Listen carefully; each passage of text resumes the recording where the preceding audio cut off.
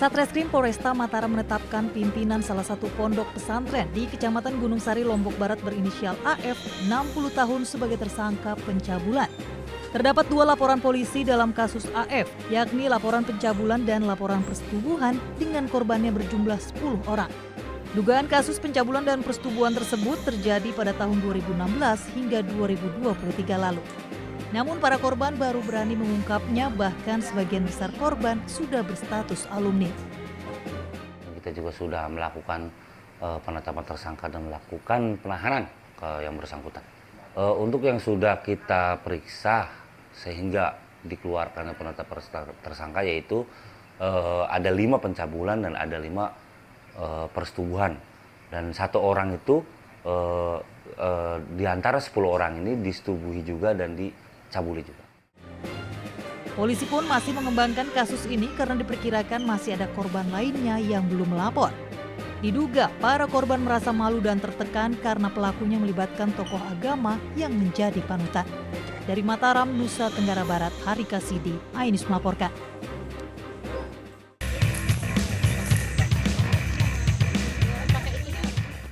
Seorang warga negara asing asal Norwegia ditemukan warga di dalam sebuah parit di ladang Nagari Pangkalan, Kabupaten 50 Kota dalam kondisi tertelungkup dengan mengenakan kostum olahraga dan sepeda.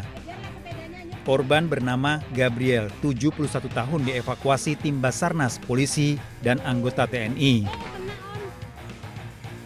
Jenazah korban dibawa ke Rumah Sakit Bayangkara Polda Sumatera Barat di Kota Padang guna proses otopsi. Menemukan pada pukul 07.30 warga tersebut melaporkan kejadian tersebut ke Wali Nagari Mangilang, dan Wali Nagari Mangilang melaporkan kejadian tersebut ke Kapolsek Pangkalan. Diduga korban terjatuh saat bersepeda hingga ditemukan sudah meninggal dalam kondisi mengapung. Pihak rumah sakit masih menunggu kabar kedatangan pihak keluarga untuk penanganan lebih lanjut. Dari Kota Padang, Sumatera Barat, Budi Sunandar, iNews melaporkan.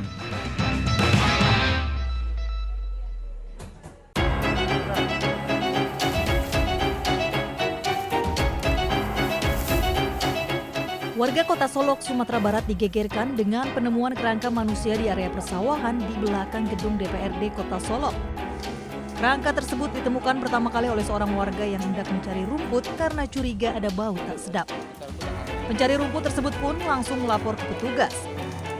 Petugas kepolisian dari Polres Solok Kota mendatangi lokasi dan melakukan proses identifikasi jenazah korban. Korban yang diketahui bernama Ujang, warga Kampung Jawa, Kota Solok, ternyata sudah dilaporkan hilang lebih dari 1 bulan. Ia tak pernah kembali ke rumah usai membeli beras di warung. Kasus ini pun dalam proses penyelidikan kepolisian Polres Solok Kota. Dari Kota Solok, Sumatera Barat, Budi Sunandar, iNews melaporkan.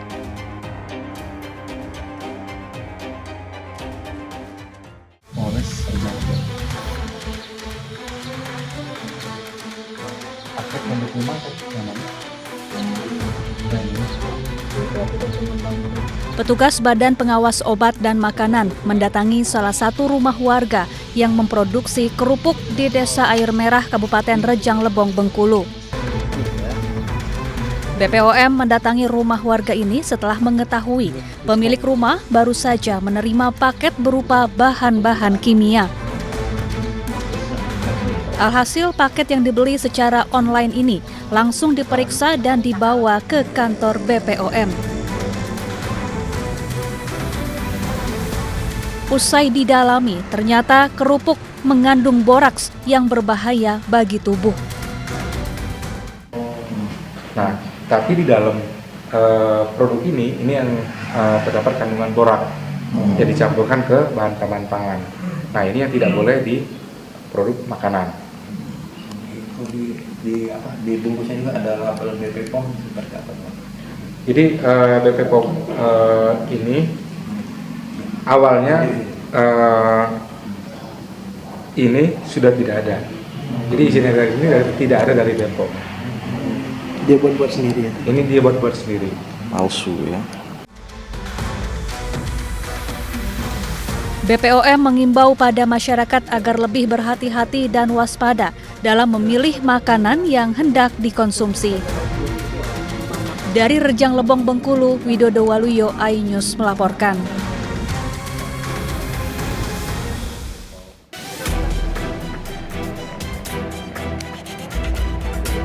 Seorang kakek SE yang sudah berumur 64 tahun asal Kabupaten Rejang Lebong, Provinsi Bengkulu akhirnya ditangkap polisi. Ia ditangkap karena terbukti melakukan tindak asusila terhadap teman cucunya yang masih berusia 5 tahun sebanyak 2 kali. Dari tangan pelaku, polisi menyita barang bukti berupa pakaian yang dikenakan korban saat pelaku melakukan aksi bejatnya. Kejadian bermula saat korban dan cucunya sedang bermain di rumah pelaku. Kemudian pelaku menyuruh cucunya untuk membeli jajanan di sebuah warung. Pelaku lalu melecehkan korban. Pada aksi kedua, perbuatan pelaku ada yang melihat sehingga diceritakan kepada warga.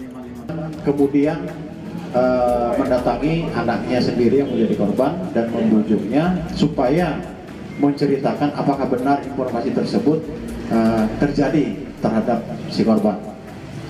Dan kemudian ternyata benar hasil dari pengakuan korban sendiri. Atas perbuatannya, pelaku dijerat pasal perlindungan anak dengan ancaman pidana 15 tahun penjara dan denda maksimal 5 miliar rupiah. Dari Rejang Lebong, Bengkulu, Widodo Waluyo, iNews melaporkan.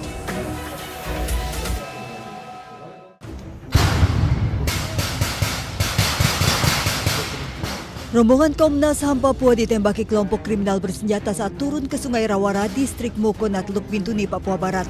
Rombongan ditembak dari arah seberang sungai saat pencarian Ibtu Tommy Marbun yang hilang sejak Desember 2024. Pasukan Brimob yang melakukan pengamanan berhasil memukul mundur kelompok kriminal bersenjata ke dalam hutan hingga rombongan akhirnya berhasil dievakuasi. Kurang lebih pas jam 7:10 kami ditembak oleh kelompok sipil bersenjata. Kami berlima, syukur bisa selamat melakukan perlindungan diri, 4 kali ditembak dan syukur mendapat perlindungan dari anggota Brimob melakukan tembakan balasan dan kami bisa selamat.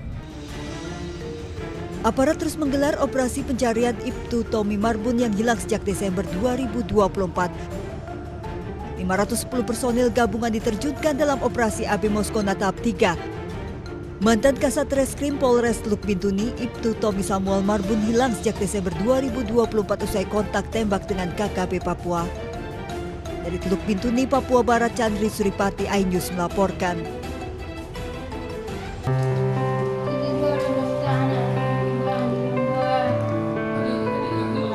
Siti Maisura, 22 tahun, anak yatim dari keluarga miskin di Kabupaten Aceh Besar ini hanya bisa terbaring lemas serta menahan rasa sakit akibat penyakit langka yang dideritanya sejak 9 bulan lalu.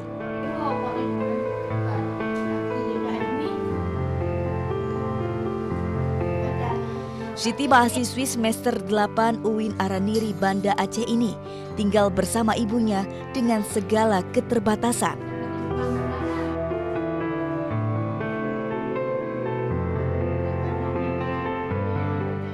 Bahkan ibu dari Kartini juga telah menahun mengalami penyakit kaki gajah yang tidak kunjung pulih hingga sekarang. Saat awal jatuh sakit, Siti sempat dibawa beberapa kali ke Rumah Sakit Satelit Aceh Besar dan Rumah Sakit Uza Banda Aceh untuk mendapatkan perawatan medis. Menurut sang ibu, Siti sempat didiagnosis menderita sakit pada paru-parunya. Namun kini ibunya tidak ada lagi biaya untuk kebutuhan berobat ke rumah sakit dan hanya mengandalkan pengobatan tradisional di kampung. Karena sejak suaminya meninggal pada tahun 2021 lalu, untuk biaya kebutuhan sehari-hari saja, Kartini dan anaknya hanya mengandalkan pemberian bantuan dari warga dan sanak saudara saat musim panen padi tiba. Paru-paru hari itu waktu di satelit, ada di cairannya disedot ada setengah aqua besar. Kartini berharap ada pihak yang bersedia memberikan bantuan untuk pengobatan anak sematawayangnya agar dapat sehat kembali seperti semula. Dari Aceh Besar, Syukri, iNews melaporkan.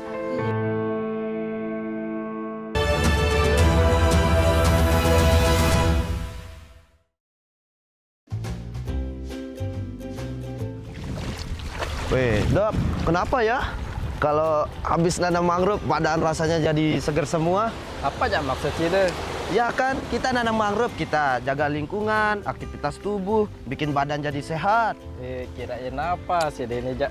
Intinya, apa yang saya kasih tahu tadi itu, kita harus jaga dengan baik-baik. Nggak kayak kemarin saya lihat orang beli rokok ilegal, padahal itu sangat bahaya itu. Emang kenapa kandungannya nggak bagus ya? Jadi, rokok ilegal itu sangat berbahaya buat kesehatan kita.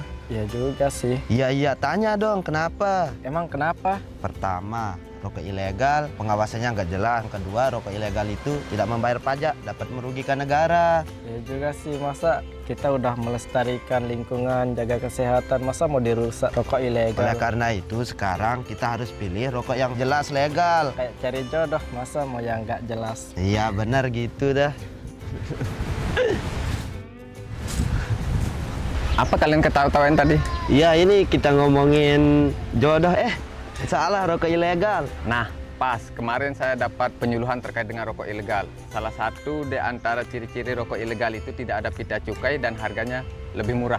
Oh, gitu. Makanya rokok itu yang pasti-pasti aja, sama kayak cari jodoh. Tutor dong gimana cari jodoh yang pasti, Pak. Nah itu nanti kita bicarakan. Berapa SKS? Berapa SKS, Pak? Update informasi terlengkap menuju prime time berkualitas bersama iNews. Selamat sore pemirsa, Sukatani, Ramadan, takjil, pesawatnya, hari tua, puasa. iNews sore setiap hari. Di iNewsroom, hanyut, hipotermia, kartu, pembunuhan, Sritex, iNewsroom setiap hari. iNews Prime 1 Ramadan, penumpang bersenja. dugaan pengoplosan, iNews Prime Senin sampai Jumat. iNews malam 6 profesi, Jawa Tengah, Gonggongan. iNews malam setiap hari hanya di iNews. Kami hadirkan beragam informasi menarik dan terkini terkait kebijakan hingga kegiatan para pemimpin bangsa dari Presiden, Wakil Presiden hingga Kabinet Merah Putih. Pemimpin Rakyat, Senin hingga Jumat, pukul 12:30 siang. Update informasi terlengkap menuju prime time berkualitas bersama iNews. Selamat sore pemirsa, Sukatani, Ramadan, takjil, pesawatnya, hari tua, keluarga, negara, puasa, masjid, silatin listrik, Jaya Ancol, Garuda. iNews sore setiap hari. Selamat datang di iNewsroom. korban hanyut, warga panik, puluhan rumah Hipotermia, akar tumpukan, pembunuhan, Pertamina membantah, PT Sritex, memenangkan, dan keluarga. Skema oplosan tuh nggak ada. iNewsroom setiap hari. Inilah iNews Prime 1 Ramadan. Sholat tarawih perdana pertama, Sejumlah penumpang bersenja. dan pilot, Menyakitkan. pengoplosan, Harus mudik tinggal dunia. 5 dekade. iNews Prime Senin sampai Jumat. iNews malam 1 Maret 6 profesi guru, Polda Jawa Tengah dan Penggelonggongan. sehingga gagal menyalip. Rp2.000, sholat tarawih Forum and Kernas anak Israel. iNews malam setiap hari hanya di iNews. The Great Prime Time. Kasus yang akan kita hadapi. Kita jadi masalahnya harus Anda kalau nggak Rakyat bersuara. Taufik ini yang bermasalah. Kabur aja dulu. kegelisahan. Bukan nasionalisme kalian. The Prime Show. Pergantian lama. Aku belum bukti. Ngomong juga. Interupsi prioritas. Respon mereka semuanya 30 menit bersama Kabinet Merah Putih. Only on iNews. Suara tak layak dibungkam. Intelektualitas perlu diuji. Integritas butuh konsistensi demi demokrasi yang hakiki. Suarakan kejujuran demi keadilan menuju kebenaran. Saya Aiman Wicaksono, saatnya rakyat bersuara. Saya Diandra Mukni, Anda menyaksikan The Prime Show. Investigasi eksklusif. Apa yang melatar belakangi? Meragukan nasionalisme kalian. kabur aja dulu. Menyebar kemanapun. Itu luar biasa. Mengupas isu-isu terhangat. Kerja di luar negeri. Bawa narkoba dari serang anggota TNI. Penyelidikan. Semua tanya akan dijawab dengan tuntas dan berkelas. Makin viral. Pelanggaran syariat Islam. The Prime Show setiap Rabu pukul 8 malam di iNews. The Great Prime Time. Kembali, apakah Lurus, benarkah lapak perkara yang akan kita hadapi? Jadinya kita jadi. Saya mengatakan Tapi masalahnya endorsement harus saya enggak kalau nggak percaya. Karena kalau kamu yang buka ya. Saya Aiman Wicaksono, inilah. Rakyat bersuara, Selasa pukul 7 malam. kasus ini yang bermasalah? Kabur aja dulu. Kegelisahan, Jadi pendatang haram. Bukan nasionalisme kalian, Res Narkoba Polda Riau. Anggota TNI. PHK. Presidennya teman. Saidian Rabu. The Prime Show, Rabu pukul 8 malam. Ada pergantian lambat. Saya tidak percaya. Dari presiden di sana itu belum bukti. Saya membaca tidak ngomong juga. Saya Anisha Dasuki. Dan saya Aryo Ardi. Interupsi, Kamis pukul 8 malam. Yang menjadi prioritas. Respon mereka para Apa aja? Semuanya. sudah nggak boleh pendamping itu Supaya tidak pandang bulu. 30 menit bersama Kabinet Merah Putih. Setiap Jumat. Only on iNews. Inilah banyak sekali peristiwa besar yang terjadi dan menjadi sorotan. Oke. Wajib saya ada pergantian lambat. Saya tidak percaya. Dari presiden di sana itu belum bukti. Tidak. Itu hal yang wajar. Siapakah raja kecil yang dimaksud? Tidak ngomong juga. Konsumen korban lagi, nggak dapat barang sekarang kita. Nah, ini pengawasannya juga lemah. Ya Prosesnya belum selesai. kan Anda mengoreksi. Dia lihat ke tempat lain. Jangan dipotong, Bang. Interupsi hanya di iNews. Weh, Dok, kenapa ya? Kalau habis nanam mangrove, badan rasanya jadi seger semua. apa aja maksudnya? Ya kan, kita nanam mangrove, kita jaga lingkungan, aktivitas tubuh, bikin badan jadi sehat. Kirain apa sih ini Jak?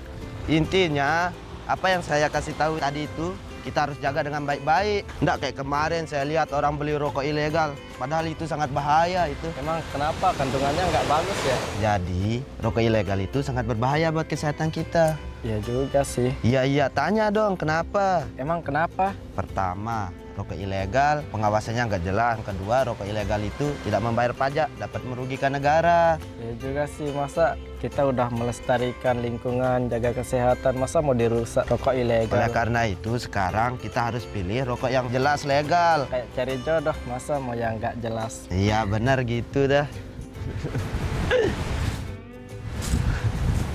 Apa kalian ketawa-tawain tadi?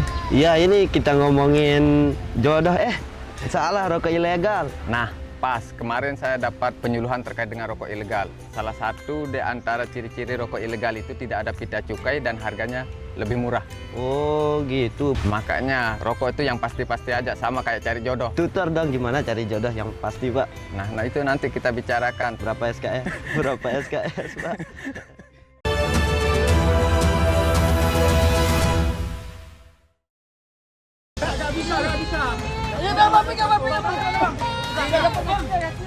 Sejumlah prajurit TNI Angkatan Udara yang tengah mengikuti latihan tembak menceburkan diri dan menyelam untuk melakukan penyelamatan satu keluarga mengendarai becak motor yang tercebur ke sungai di pinggir jalan Sultan Iskandar Muda. 3 korban ditemukan dengan cepat sehingga berhasil dievakuasi ke daratan. Namun satu anak masih terjebak di dalam air karena terjepit becak. Setelah beberapa saat pencarian, bocah tersebut berhasil ditemukan di dasar sungai. Dengan kondisi lemas, korban dilarikan ke klinik Lanut. Beruntung, nyawa bocah malang tersebut dapat diselamatkan. Sebelum mereka nyemplung ke dalam sungai, nggak ada yang berani mungkin ya, mungkin takut juga nggak bisa berenang, nggak tahu. Pokoknya sebelum mereka masuk tuh nggak ada yang berani yang nolongin kami. Masya Allah. Mungkin rasa syukurnya besar sekali ya waktu itu, sehingga mungkin makasih sebesar-besarnya kepada prajurit-prajurit yang berani, yang tangguh ya. Saya langsung karena ada minta tolong, ada yang kecemplung, saya bertanya sama warga kok nggak cepat langsung aksi untuk ditolong. Ternyata beliaunya nggak bisa berenang. Langsung saya tanpa pikir panjang sambil lepas perlengkapan khususnya sepatu sambil berdoa mohon untuk pertolongan untuk membantu warga yang kecebur ke sungai itu. Aksi heroik prajurit TNI AU menyelamatkan 4 orang dari sungai ini sempat viral, menjadi kebahagiaan dan bukti nyata dedikasi personil dalam menjalankan tugas kemiliteran dan kepedulian terhadap keselamatan masyarakat. Dari Aceh Besar Aceh, Syukri Syarifuddin, iNews melaporkan.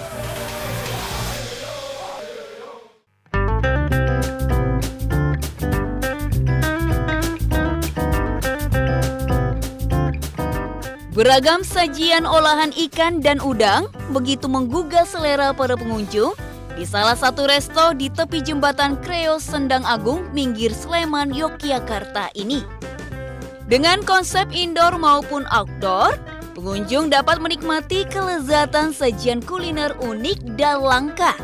Di antaranya udang gajah bakar, unagi bakar, udang raja, dan kari ikan bawung jumbo. Udang gajah bakar merupakan udang air tawar berukuran jumbo yang dibakar dengan tambahan bumbu pilihan. Sedangkan udagi bakar merupakan ikan sidat air tawar yang lembut dan lezat.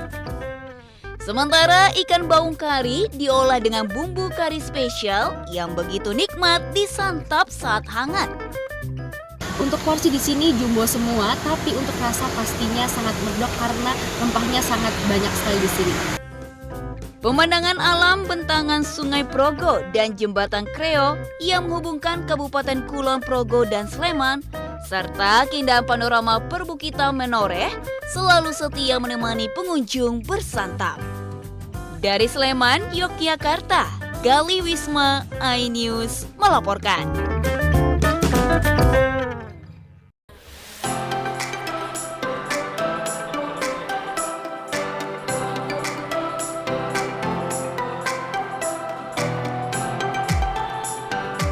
Sekarang kita lagi ada di Blok M, tempatnya Gen Z, tapi ada makanan Palembang namanya mie celor. Nih dia, tuh. Langsung aja ya sobat makan, serbu makan, borong, let's go! Mie celor selalu diburu pecinta kuliner Palembang karena mampu mengobati rindu makanan khas Palembang dengan rasa yang bikin ketagihan. Mie celor merupakan hidangan yang diseduh dengan kuah panas, perpaduan santan dan kaldu udang. Semakin nikmat disajikan dengan telur rebus, toge, dan kucai. Overall dari rasanya, dari mie-nya itu kenyal, dipadukan dengan kuah yang creamy. Creamy-nya itu ada manisnya, ada gurihnya, ada asinnya. Jadi dia menyatu di kuah yang creamy ini. Apalagi toppingnya tadi ada udang. Udangnya manis, fresh. Terus ada telur. Jadi rasanya benar-benar balance banget. Rasanya kayak mau duar. Tak hanya mie celor, kedai yang berada di kawasan Melawai, Blok M, Jakarta Selatan ini menyediakan juga berbagai makanan khas kota Venesia dari timur, seperti tekwan yang lembut dan gurih, serta kue maksuba yang empuk dan manis. Dijamin beragam sajian ini membuat perut kenyang, hati bahagia. Dari makanan yang ada di sini itu semuanya khas Palembang dan itu enak banget. Yang pengen nih jelajah makanan Nusantara, nggak usah jauh-jauh ke daerah asalnya. Karena di sini Melawai udah ada makanan Palembang dari mie celor, tekwan, dan lain-lain.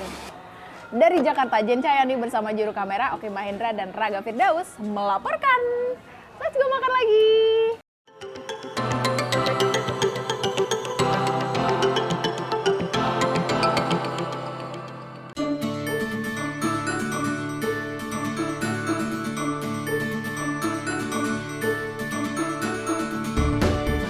Yang suka jenang silahkan merapat. Lokasinya ada di Pasar Lempuyangan, Yogyakarta. Meski berada di dalam pasar, namun jenang Bu Gesti sangat legendaris. Bahkan sudah diteruskan generasi kedua. Soal cita rasa yang khas tak perlu khawatir. Penerus jenang Bu Gesti tetap mempertahankan resep asli warisan sang ibu yang berjualan sejak tahun 1950. Tak heran kudapan legendaris ini menjadi langganan para tokoh nasional dan sering dipesan keluarga Keraton Yogyakarta. Hingga saat ini, warung Bu Gesti tetap mempertahankan 4 jenis jenang, yakni jenang candil yang terbuat dari tepung ketan, jenang sumsum putih dan coklat, serta jenang mutiara. Guna menambah rasa manis, jenang-jenang ini disiram larutan gula Jawa. Tekstur kental dari larutan gula berpadu santan kelapa yang gurih semakin nikmat karena disajikan dengan daun pisang. Ibu ya, Kalau saya kan cuma dari generasi kedua. Kalau yang dari ibu itu dari tahun 50-an. Dari tahun 50-an, jualannya tetap di sini terus ada penjualan. Para pelanggan mengaku suka dengan rasa otentik jenang Bu Gesti yang cocok untuk menu sarapan. Enak, tidak begitu manis tapi rasanya kan berbagai rasa tapi bisa menyatu. Sering kesini saya juga. Setiap Sabtu kalau dia kan Sabtu. Bedanya kalau rumahnya itu masih hangat. Nah, bagi Anda yang sedang berkunjung ke kota Yogyakarta, bisa menyempatkan mampir ke warung Bu Gesti yang buka setiap hari pukul 8 pagi hingga 12 siang. Cukup merogoh kocek Rp6.000, Anda sudah bisa mencicipi nikmatnya jenang legendaris. Dari Yogyakarta, Heru Trijoko, iNews melaporkan.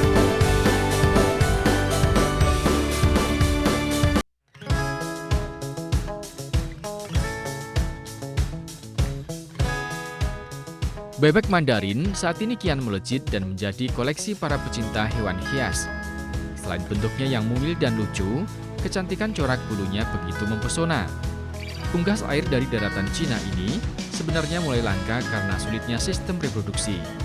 M. Ardiansyah, warga Pakjo Ujung, kota Palembang, yang membudidayakan bebek Mandarin ini mengaku, bebek ini bertelur hanya sekali dalam setahun saat musim dingin tiba di bulan Juni hingga Desember.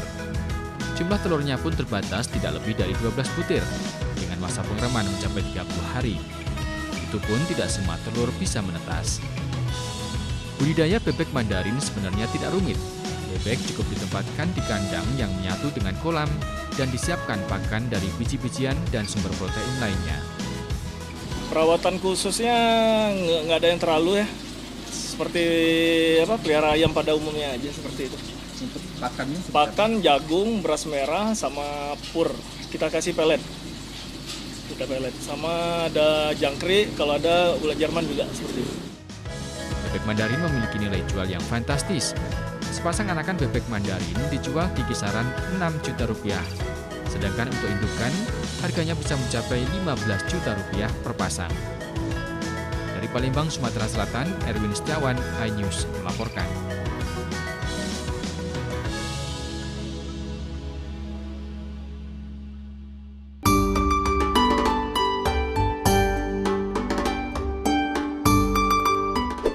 Seni kaligrafi Jepang atau yang dikenal sebagai Sodo. Melukis aksara di atas kertas merupakan budaya negara Sakura yang terus dilestarikan secara turun-temurun lebih dari sekedar menulis kanji. Kaligrafi Jepang merupakan seni yang mengekspresikan diri. Meski diperkenalkan dari Tiongkok sekitar abad ke-5, kaligrafi Jepang memiliki perbedaan dengan kaligrafi Cina. Setiap huruf kanji yang dibuat memiliki makna dan karakteristik tersendiri. Kali ini, para peserta Genesis asal Indonesia antusias belajar menulis kaligrafi ditemani oleh siswa SMA Takikawa Nishi. Setiap goresan harus dibuat dengan hati-hati, sehingga dibutuhkan konsentrasi penuh dalam kendalikan gerakan tangan. 中国の書道は字の形、書き方に、正しさを求めます。日本は余白、白いところを大切にします。それと中国は漢字、日本は仮名の文字も書道で書きます。Agak gugup, tapi karena senang, ya puji Tuhan akhirnya bisa. Saya rasa sulit, tetapi setelah mencoba, ya sangat mau lagi. Agar tradisi kaligrafi tetap terjaga, di SMA Takikawa Nishi, kaligrafi dimasukkan ke dalam kurikulum sekolah 1 jam setiap minggu. Nah, pemirsa, ini dia salah satu hanji dari khas Jepang. Nah, artinya adalah wah, maknanya itu adalah damai dan harmonis. Tentunya ini tidak hanya sekedar sebagai tulisan, tetapi juga gaya seni yang dilanturkan di dalam sebuah tulisan seperti ini. Menarik ya? Dengan belajar kaligrafi Jepang, diharapkan bisa mempererat persahabatan Jepang dan Indonesia melalui seni budaya. Dari Takikawa Prefektur Hokkaido, Jepang, Steviani Sirait melaporkan.